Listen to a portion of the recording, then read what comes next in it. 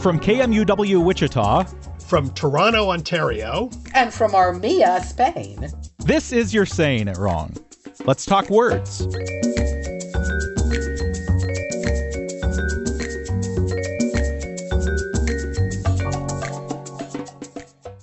Hi, Kathy. Hi, Ross. We're going to jump back into our pet peeve extravaganza that we started last week, except that breaking news. I don't know. We got a letter that was interesting that we wanted to talk about first. So we're breaking from pet Peeve-a-Palooza. Whatever. What? I don't know. Palooza.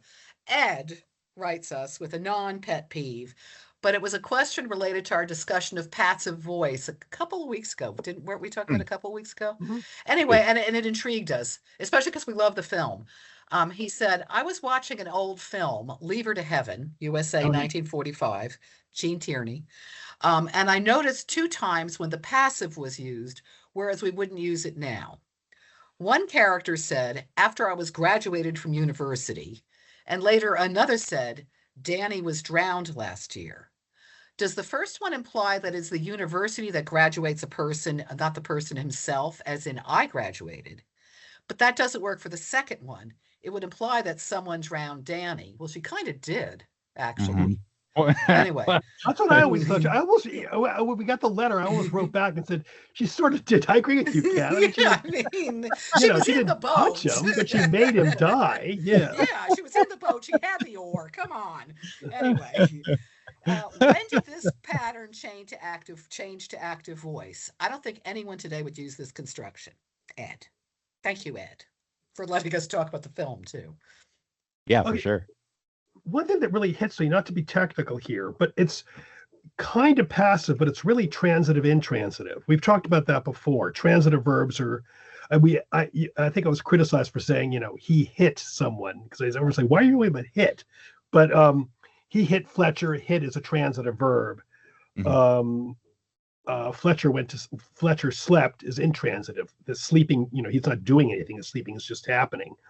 And in the graduated, it looks like it's passive, but it's actually really technically transitive, intransitive is the first thing I want to say. Because the drowned, when Danny, when I was graduated, the graduated, if you look it up in the OED, it can be used like that. And it was used a long time ago, but it no longer is. And the same with drowned. They both were used in an intransitive sense, but now they're pretty much transitive. In other words, so it's kind of something more specific to those words rather than being a passive construction. Mm-hmm. He was drowned doesn't mean that someone drowned him. Well, could, depending on the rest of the sentence. But in the intransitive sense, I'm saying you're right. But in that sense, he was drowned basically just means he drowned. Yeah, it's an intransitive verb, no object, but there's still the drowning happening. Catherine, you couldn't have put it better, and I think you could go with little Danny on his boat and explain grammatically why you're not doing anything to him. Although, interestingly enough, I have seen both of those phrases, or both of those was graduated and was drowned. It occurs to me, I have seen them in books and stuff. I'm sure they're older books that I'm reading. Mm-hmm. But they do not look that odd to me, interestingly enough. I mean, was graduated seems like something I've run across, and I have a feeling I've seen it in British stuff, but I could be wrong. I think I had the same thought you did. I was thinking in British stuff, I think I've seen it, actually. Yeah. And there is one use that we found of drowned that act in an intransitive sense that actually today we could all use and instantly understand. He was drowned when trying to save Danny. Yeah, you'd understand that nobody did that to him. Yeah, I think that would work to me. Kath, what do you think? Do it again. Okay, he was drowned when trying to save Danny, who was swimming to the lake. Yeah, actually, that seems, because it's oddly enough, there's something slightly different that he drowned. It's a step removed. I don't know how to explain it, but it's I think it works. I think so too. But somehow it's a step removed. He was drowned. It's like it's a descriptive as opposed to like an active, I guess, for me. Yeah, Yeah, in well, that sense, it becomes since passive, really. Sorry, he was, Fletcher. yeah, I guess so. I mean, with that sentence, obviously we have the extra information that tips us off that it was a dangerous situation and there wasn't somebody just holding his head under the water. But if I just read, I mean, these days, if I read he was drowned in the lake, I would absolutely assume Definitely. somebody did it to him. I agree with you. Yeah. I agree Yeah. with you. Such as Gene Tierney. So, Yeah, okay, I for agree. example. Although I have a real confession to make. That Danny was really annoying. I mean, I don't I think felt the obviously. same way. I mean, I don't think he should have drowned, but you know, No. honestly, I was like kind of on her side because he was always like, "Look Well, I at think he me, could look have- what I'm doing." You're like, I mean, I think they could have had some sort of modulating thing. I think. I mean, I'm not, obviously I don't think he should have died either, but there could have been some sort of like, we have 2 weeks to ourselves, then, whatever. I thought, I don't know. Then the kid comes or something. I agree with you. I hated that child. Sorry. The show was really fun, but it was really silly too. With did you love her in the moon? Yeah, summer. Did you love her in the winter? The book is good too. The book is great. I love the book. Have you read the book, Fletcher? I've not read the book.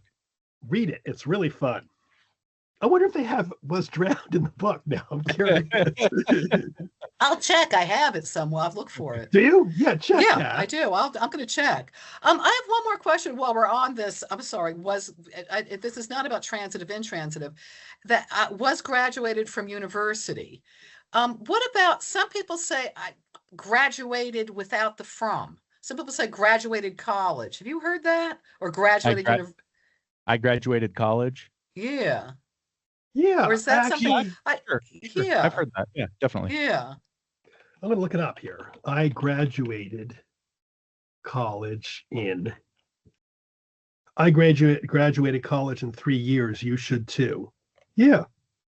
How I graduated college in 1 year. Yeah, no, I was thinking you don't always say from. And going back to the was, I mean, the was is definitely just the older construction, but I'm still wondering if it's British too. I was graduated. We should do some research on that. I agree with you, Kathy. I think it's my feeling is it's British. Now it's used in British. Next peeve. Now, go, Kath. This is actually the beginning of a pet peeve-o-rama. I wanted you to say that. I knew you were going to say it. Great. Okay. Okay. It started with Monica. Okay, Monica wrote, I have many grammar pet peeves, as I suspect most of your listeners do. Boy, do they. But what bothers me the most these days is a recent development and my observation of the misuse, overuse of the phrases kind of and sort of. My concern is the potential negative social impact of this phrase. Worse yet, I've even caught myself misusing these phrases lately. I also heard one of your episodes several weeks ago. I believe all three of you fell into this trap. I know I did too. More than once. Here's my concern. Many people, and especially journalists, Fletcher, are now using kind of sort of to soften a truth, hence weakening the assertion of the speaker. This misuse serves to decrease the credibility of the press, researchers, etc., when we desperately need credibility. Individuals of the sort who want to make a case dilute their meaning and lose credibility when misusing these words. I believe that kind of sort of is very appropriate when we mean not quite half-hearted. For example, he kind of shuffled the papers is an appropriate use when meaning barely or not thoroughly. However, it's an absolute misuse when we say she kind of went to the meeting. In this instance, we have not fully owned the truth that she went to the meeting, period. We also got another one. Actually, we've got a couple. This was a popular thing from Jim, who wrote to us, and he said, we've talked about fillers, with Ross especially taking the stand. He got Ross on the like, sort of, and kind of. But adding, along with most experts, thank you, go on. That he says that people say that they're placeholders like or. He says, much like Monica, I want to promote the concept that the filler hypothesis is wrong, and therefore we have very passionate listeners. We do. It's all good. of the deductions that follow are also wrong. Please note that I said the hypothesis, not your hypothesis. Then he asked us to listen to a podcast, and he said, she says it was a kind of beautiful room. Said, did she really think the room was only kind of beautiful? I think this is a misunderstanding of what that phrase kind of means in this context. I think there are two uses, and I think there is one use which Monica basically started to do of where I think it does dilute meaning, definitely. But for example, we found sentences like he's sort of very buff. Now, what does that mean? That would mean he could be very buff in particular ways. Okay. He's sort of very buff. Or he's very sort of buff too. He's very sort of buff. And then the gym what one. What word am I looking for here? Buff. He's very sort of buff. Do you see how? I mean, in this case, it kind of is a filler in that specific case. I think so. And then in the Jim had us listen to a really interesting podcast on bird watching and stuff. And I listened to a few others. And one of them was, I think the person was asked, maybe it wasn't his. I think it was shell collecting podcast I also went into, but said, when did you get interested in conchology, the study of shells? I think it was that. And he said, I was sort of very taken from the first day I went to the beach in wherever. And again, I was sort of very taken I think in both cases, they're not diminishing the taken at all. I think they mean. Also, I want to back up. I said it's kind of a filler earlier. So I am also doing that. In fact, people who are bothered by this will yell, I'm sure, at their speakers every time I open my mouth, because I do this sort of thing all the time. I do too. But sort of thing. Well, I mean, a thing along these lines, right? This sort of thing. But when he said I was sort of very taken, he's saying I was very taken in a way. Like there is a way in which I was very taken. That sort of is serving a purpose. It's saying there, in a way, this room is sort of very beautiful. It doesn't mean you look at it and you think beautiful. It means in a particular way, this room is very beautiful. Maybe there are subtle quirks. There's something going on there in a way. Sort of does serve a purpose. Absolutely, in that sentence. The only thing I see what you're saying. I think that I was thinking of another word in England that's used quite a bit. I mean, we use it here too, quite a bit. The word is quite. I use quite a lot. I do too, and quite. And I think there is a sort of the one thing about. So I'm just about to say it, sort of again. Fine, There is a type of slight self-deprecation that the Brits have quite a bit of, and I think sort of to some degree fulfills that role as well. And then quite in that sense can mean two completely different things. The two situations are quite different. I don't quite know what to say. I don't quite know what to say there means not quite. To me also. And then the other one, it means completely. Right? True. I'm agreeing with you. Yeah. Yeah. Go on, Kath. I'm sorry. I was going to say, no, I started cutting you off. I apologize because I didn't want to lose it. I think also, though, apropos of that, or sort of apropos of that, I find a lot of times I use kind of or sort of as a real filler in terms of a thought process moment. And you just use sort of, just hold up, stop 1 second. You just use sort of. I didn't even realize it, did I? And that sort of was interesting, though. I'm trying to interrupt you, Kathy, but and that sort of appropriate. You were basically there. You were hedging it. Yeah. You weren't sure it was appropriate, or you weren't sure it was completely appropriate. Sort of a la what Fletcher was just saying. I'm just saying it's interesting. Go on, though. There are distinct moments for them. Yes. I think sometimes they are mere fillers. I think other times they are softeners. I think other times they are like what Fletcher was talking. Because I think I use it when I'm thinking of it right now as I'm in the middle of thinking of it, and I'm trying to find the right words, and I'm kind of not right. Some kind of buff. Buff might not be the word I wanted, but right now I'm going to use that in the, because I want to finish my sentence. Do you know what I mean? Yes, exactly. What I do think is weird is the sentence that Monica gave us, which I don't hear people say. It was something along the lines of, she kind of went to the meeting. Yeah. I don't hear that sort of thing. And I don't know if that is actually something Monica heard or just a sentence that Monica came up with to illustrate the point. But that is something that's a very direct, that can easily be checked one way or the other. There aren't really gradients of truth with that, right? That's she either interesting. went or she didn't. I don't hear that. And I'm not telling Monica that she's wrong at all, but that is not something that I hear. These other examples of sort of, kind of, as softeners, or as showing grades of something, or as filler, those I hear all the time, and those I use all the time. Absolutely. Question, Fletcher. This is from the state, Columbia, South Carolina. Someone sent this in to us, newspaper.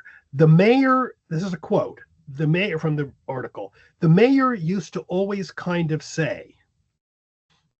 Well, maybe he didn't maybe this is not a direct quote. Whatever the mayor is going. That to me, that's what I read it like. He was alluding to something. He used to always kind of say that dogs were not as good as cats. Yeah. I mean, I don't have a direct quote, right? Yeah. Some linguist says this sort of is what he calls a deep precision device. The speaker is saying, don't think of this as being overly accurate, which I think you're saying. That's what you're saying. Maybe not necessarily a level of accuracy, or maybe it's not telling you not to think of this as accurate, but it's more like telling you that it is referring to a specific aspect rather than the entire thing. Again, we can talk about the room is kind of beautiful, right? It's beautiful in a kind of way. Although I still think, at least sometimes, I do think it's also used a la the British quite, where it serves as a sort of self-deprecating kind of, I'm quite happy. And or it's a signal of lack of precision to me also. That you're giving an impression of something, but you can't really quote me because I don't know the specifics. However, I agree with you. That's what we were talking about with the precision device. But I do that. I'm going to go back to, like, we had a long time ago. We had an editor who was British, and he would throw in quites everywhere, and the quites had all sorts of different purposes and meanings. And I find myself, we were caught saying sort of and kind of. And I find myself using it as a sort of, in this case, I'm using sort of deliberately, but as a sort of not deep precision, but of a slightly, I'm kind of good at that, I might say. And I'm kind of good at, doesn't mean I really don't think I'm good at it, but that seems boastful. So I'll say I'm kind of good. That's a minimizing thing then. I think I will use it that way. And I do wonder, do any of us use it as a filler? Can we think of any examples? Very little, except what Kathy was talking about earlier, when you're searching for the right word. But also, I think that it also does indicate that the word you're about to use is not necessarily the precise word that you wish you could find in your head right now. So it's not only filler. It is filler, but it's not only filler in that case. Yeah, I mean, for me, filler is much more the ums and the what's, those. Yes. That's, which I use so much. But, or I'm a liker. I mean, I'm not going to deny it. But to me, the sort ofs and kind ofs have a job when I use them. Yeah, I think you're right, actually. But I think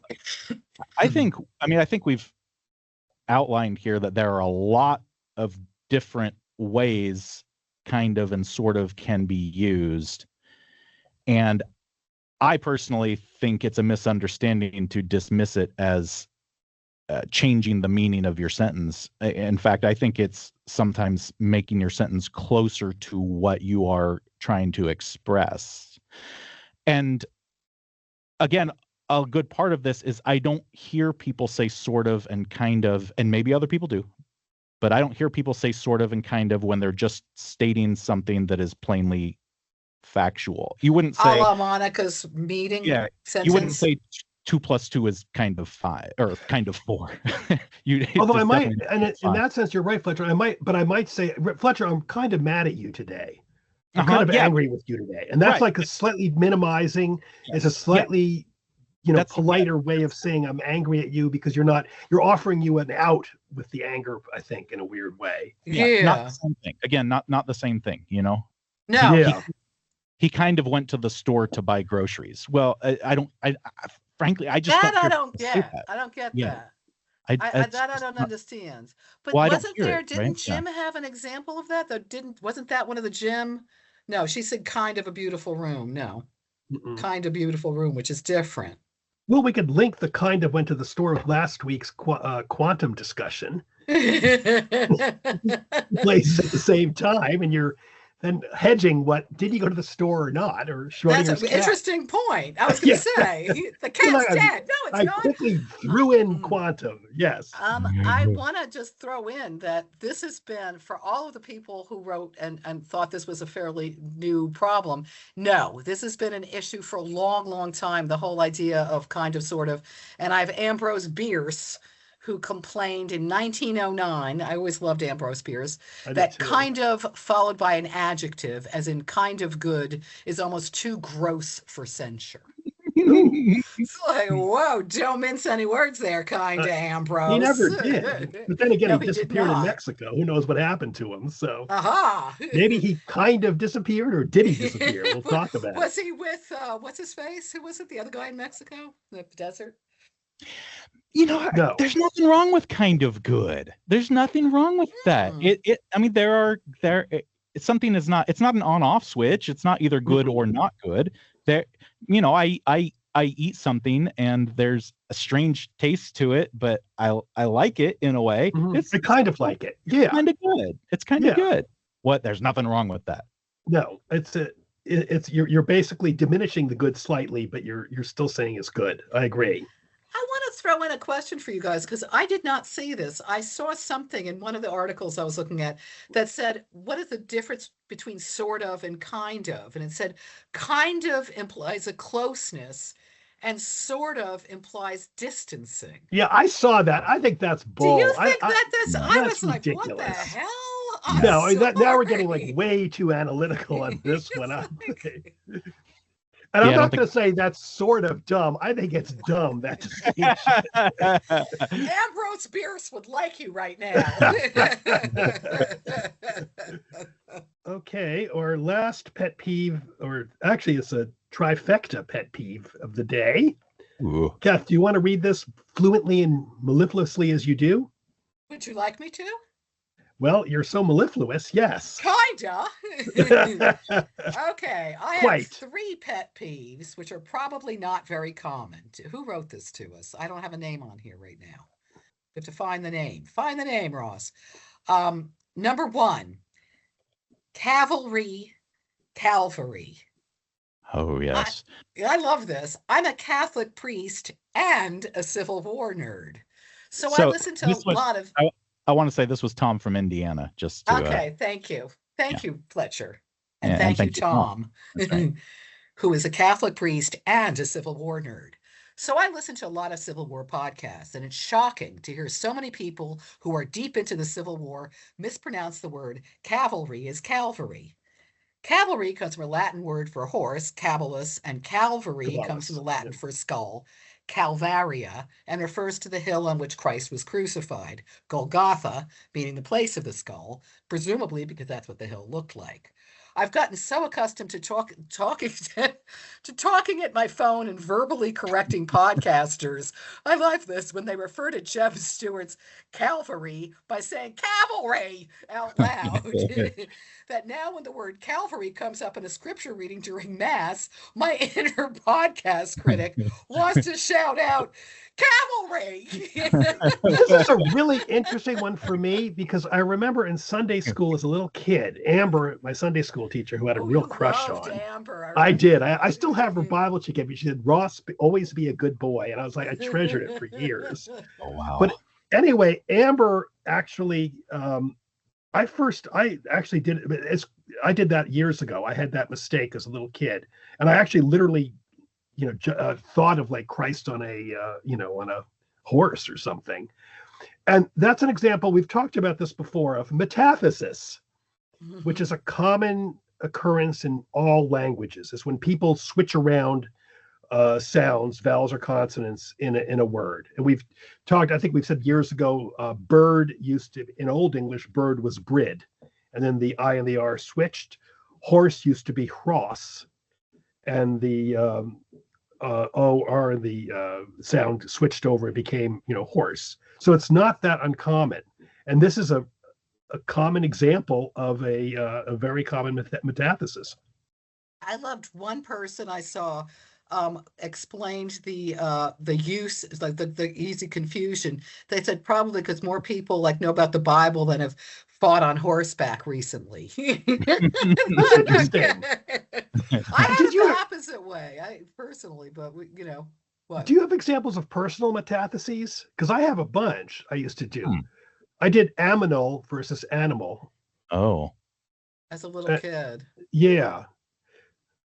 I'm trying to think.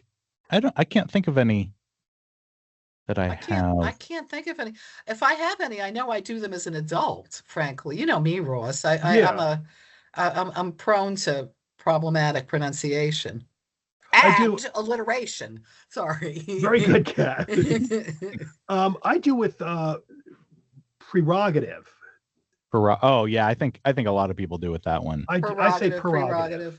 Yeah, I say prerogative a lot of times. Yeah. I think everybody says prerogative. That's everybody's metathesis. I know. Good. Do you know anyone who says prerogative? Do you? I do. But I say it quickly enough. I mean, but I say it quickly enough that all those R's are just mushing into each other anyway. It doesn't. Yeah, that's why I just say prerogative and the hell with it. And if you it's more like it's more like P'-rogative, isn't it? Yes, exactly. I like that. That's actually good, Fletcher. And we did one a couple of weeks ago with FOLIAGE. Oh, foliage. Yeah, foliage. Yeah. I do. People say that's really common. I do wrong. Yeah, foliage. Is it foliage? Right? Foliage. No, foliage. It's foliage. Okay, Kathy. Okay. Goodbye. Yeah, I know. And on that note, I gotta run. It's late here in Spain. But I mean, there's like asterisk and asterisks, or Kathy, or even ask and axe for that matter. Yeah, Kathy did. You do. Remember that time you did asterisks for like 10 minutes in New York? Yeah. Do you remember that? No. You were trying to spell. You were really tired. You're trying to spell asterisk. You go. It just is not coming up on the computer. I'm so humiliated. I know, it's funny too because you're great. I mean, I'm a terrible speller. Kathy, I'm a good speller. You're a very good speller. Actually, Fletcher, one day we should have a spell off, you and I, and see That's a great idea. Yeah. You'll defeat me. I have no doubt. I don't know. You guys are both really good. I have to say. You scare me, Fletcher. But you give me a pit in my stomach. Oh. This is another one that Tom from Indiana wrote about in his trifecta. He said, "We used to get a feeling in the pit of the stomach. Now we get a pit in the stomach." What's a pit in the stomach? I actually didn't realize this. I didn't know it used to be a feeling in the pit of the stomach. I've always only heard I have a pit in my stomach. I think it's a case like, I think it was a week ago, the last episode, we had bringing in the sheaves, and we were very vague on what sheaves were. And I think what happens with idioms is we don't really, we know the meaning of the idiom. We don't really think about what the idiom means. And we had talked years ago about what do you call it? A bunch of idioms that were that have been changed in because there is no pit in the stomach, or there is, I don't know. And we didn't have a pit. I was imagined like I had eaten an entire apricot or something, and I had it in there, and it feels like there's a rock in my stomach, basically. But I don't really think of it though. I just think of it. I mean, I just think of the whole idiom meaning, I feel kind of upset about this or something. It's That's what I interesting do. though. I just typed it in just a plain old Google search, nothing fancy, and everything's coming up pit, and I have a pit in my stomach. Yeah. Yeah, that's what And people even say. the AI example says a pit in the stomach refers to the feeling of unease, blah, blah, blah, occurs in the upper abdomen. Yeah. And everything is about a pit. What does it mean to have a pit in your stomach? What is the pit of a stomach? Nothing is saying the feeling in the pit of your stomach. No, I'm looking at it too, Kathy. I'm looking at Michigan Public Radio, which we should take as an authoritative source, and they're saying the same thing. Yeah. Nothing. That's the phrase, but that's the phrase now. That's why it has changed. Yeah. Oh, now there's also not in the pit of your stomach. And not in the pit. Oh gosh. It's like, okay, calm down, everybody. Maybe that's a bridge. Yeah. People say now, like, the proof is in the pudding, and that's not what the phrase used to be. It isn't. But honestly, aside from people who do know what the phrase used to be and like to hold on to things like that, what's the difference? You're saying the same thing either way. Yeah, I agree. We said like dull as ditch water, and it was the original, and now it's dull as dishwater. People say, and I don't think even people say that, Ross. Well, dishwater is gone because everyone has a No, actually, some of us still wash our dishes. Don't talk about it. It's funny. Our dishwasher broke, and I actually preferred washing dishes rather than unloading and loading the dishwasher. It's funny. Well, we're supposed to be like environmentally sound here, but I unfortunately in the dishwasher, so sometimes I miss. So your husband is environmentally sound. Oh, the final word. Professor Ann Curzon had this to say: I would guess that pit in my stomach is actually a logical reinterpretation, where people are thinking about a hole or the hollow in the stomach, like a pit of despair. And that's what this feeling is, this empty pit in your stomach. That's what she says. Okay. Seems pretty good. Okay. I feel a pit in my stomach. I'm thinking apricot now. I'm sorry. But you got me with the apricot. And Ross, you want to do the final one from him? Okay. The last of the trifecta. I've heard this in the past few weeks, and I've heard several people say something like, the importance of this cannot be understated. Literally, that means whatever this is, its importance is impossible to understate. That means it's not important. I know when the speakers mean to say we should not understate its importance, but if they're using the word can, they should be saying its importance cannot be overstated, meaning that it is impossible to overstate or say too much about its importance. And then I like this last line, and I cannot overstate how much this drives me nuts. Well, I agree. I mean, that reminds me of what was the one, what's the famous one? I couldn't care less. I could care less. It's the same sort of thing. Yes. I would not say it's the same sort of thing. In a literal sense, it's the same sort of thing. That's what I meant. As we've talked about before, I could care less has just become an idiomatic phrase. Mm-hmm. I don't, and if we said before, I have no problem with it. Yeah, I've learned to have no problem with it. Yeah. Have you guys heard this? People saying understated when they mean overstated? No, I haven't. It's really interesting to me. I haven't heard this either. This is new to me. Yeah, I haven't either, but I mean, I do. It is really kind of, I can see where it would drive people nuts to hear it. Yeah. But I think we need to listen carefully and see if we can find it. Let me just see. Okay, he's saying the importance of this cannot be understated. Yeah, let's Google that right now. I'm doing it right now. It's used, and they're saying it's obviously wrong. No, I'm finding a lot. I'm looking at it and trying to find it in forums and in news. Interesting. I'm surprised. Well, here's one right here. It's on team culture. And they're saying here, the importance of this cannot be understated. In today's world, the importance of this cannot be understated. Recent research has indicated a strong and healthy team culture is far more than just a selling point. That's interesting. He's correct. I mean, it's really water and its importance cannot be understated. Well, that I think is really vital. I mean, if someone says that, I got a problem, No. I'm finding a lot. I'm actually surprised. And in print. Mm-hmm. Yeah. Okay. Oof. I think that's a very valid pet peeve, and I think it's Manitoba. Cannot be understated. Manitoba has a thing on their budget. The importance of this cannot be understated. To move forward as a province and a country, we need to do something or other. Wow. This is everywhere, and I think this is a bad pet peeve. I think we should not have this. Yeah, I agree. I also think if we're doing this show in 50 years, we're going to probably have to treat this the way we are treating I Could Care Less. Because it does sound like this is becoming an idiomatic phrase. It is not. I don't believe it's there yet because this is the first time I've heard of it. So I think it's absolutely okay to be bothered by this because the meaning very much gets muddied. But in 50 years, assuming this is still around, not the show, but rather the phrase. Well, let's hope the show's around too. But anyway, go on. We are. Come on. We know that the show will be around in 50 years. Yes. I think it will be that idiomatic phrase that can't be taken literally anymore. I'm trying to make a case. I'm trying to make a case for why it might actually work in my head. It cannot be understated, meaning one. Maybe if can doesn't actually mean ability to, but rather means whether one should or not. I think you're really stretching, Fletcher. I'm trying. I'm really trying. I'm not.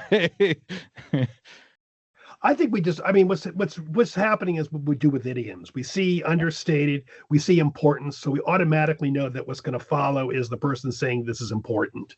Yeah. In the Times, I'm the New Yorker, the Economist. It's everywhere. Yeah. It is, I keep looking. There's hundreds of examples, and to be, I don't like I Could Care Less either. Frankly, I'm going to stick with. I still don't like either, but I think in both cases, you just it's like basically it's like a jumble of words that becomes one word, which means it's real important. I agree with you because I think that you don't really look at it as it cannot be understated. You're not really thinking we can't say much about it. We're saying you're right, Ross. We're saying this is very important. Yeah. It'll give you a pit in your stomach. Actually, that's well said, Kat, because this one gives me a real pit in my stomach. Or a real feeling of a whatever. It really does. You're Saying It Wrong is part of the NPR network and is produced in the studios of KMUW in Wichita, Kansas by me, Fletcher Powell. Kathy Petrus records from her home in Armia, Spain, Ross Petrus from his home in Toronto, Ontario in Canada. Torrin Anderson composed our theme music, and our digital team is Beth Golay and Carly Cooper. You can find all of our past episodes by subscribing to the You're Saying It Wrong podcast wherever you get your podcasts, or by visiting us at kmuw.org. If you have a question for Kathy and Ross, if you'd like to suggest a topic, or you just want to reach out, you can email me at powell@kmuw.org or email them at kandrpetrus@gmail.com. You can also email us a voice memo of you asking your question. You might get your voice heard on air. If you'd like to do the same thing by downloading the KMUW app, you can do that and just click the Talk to Us button. You can find all of Kathy and Ross's books pretty much anywhere you get books, and a handful of them are also available on audiobook read by the authors themselves. Thanks for joining us. We'll be back next week.